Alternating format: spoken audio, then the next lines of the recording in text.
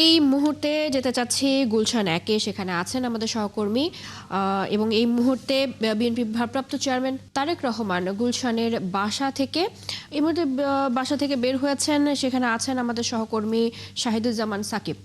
সেখানকার পরিস্থিতি জানাবেন। এবং তারেক রহমান, আমরা দেখতে পাচ্ছি যে তারেক রহমান গুলশানের বাসা থেকে বের হয়েছেন। আজকে সারাদিনের যেসব কর্মসূচি রয়েছে ওনার, সেসব একটু জানাবেন।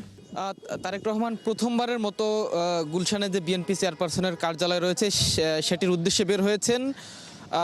একটু জানিয়ে রাখি যে তারেক রহমান দেশ ছাড়ার প্রায় 17 বছর পার হয়ে গেছে, তারপরে তিনি ব্যাক করেছেন। তবে এই গুলশানের যে কার্যালয়টি সেটি অনেক পরে তৈরি করা হয়েছে, সেটা 1/11 সরকারের পরে।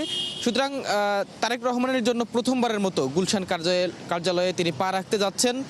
সেখানে আগামী যে জাতীয় সংসদ নির্বাচন, সেই নির্বাচন সংক্রান্ত কিছু কাজ রয়েছে। ইতিমধ্যেই ঢাকা 17 আসনে তারেক রহমানের হয়ে মনোনয়ন ফর্ম সংগ্রহ করেছেন তার প্রতিনিধি দল। সেই মনোনয়ন ফর্মের কিছু কাজ রয়েছে। এছাড়া অন্যান্য যে কাজ রয়েছে, তিনি যেহেতু বিএনপির ভারপ্রাপ্ত চেয়ারম্যান, দলীয় যে কাজ রয়েছে সেই কাজগুলো করবার উদ্দেশ্যে কিন্তু তিনি বিএনপি চেয়ারপারসনের কার্যালয়ের উদ্দেশ্যে রওনা হয়েছেন। সেখানে হয়তো তিনি আজকে অবস্থান করবেন, যদিও সেটি পূর্ব নির্ধারিত কোনো কর্মসূচি ছিল না।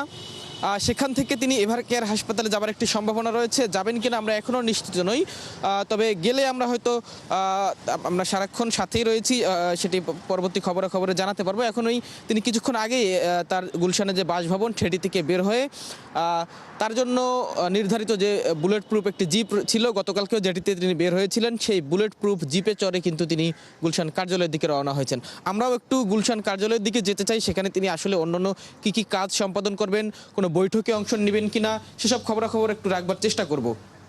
নিশ্চয়ই সাকিব, আমরা নিশ্চয়ই সেই সময় আবারও আপনার সাথে যুক্ত হব এবং পরবর্তী সংবাদ সংযোগে আমরা নিশ্চয়ই জানাতে পারবো দর্শকদেরকে তারেক রহমানের পরবর্তী কর্মসূচি। দর্শক, আমাদের সাথে যুক্ত ছিলেন সহকর্মী শাহিদুজ্জামান সাকিব।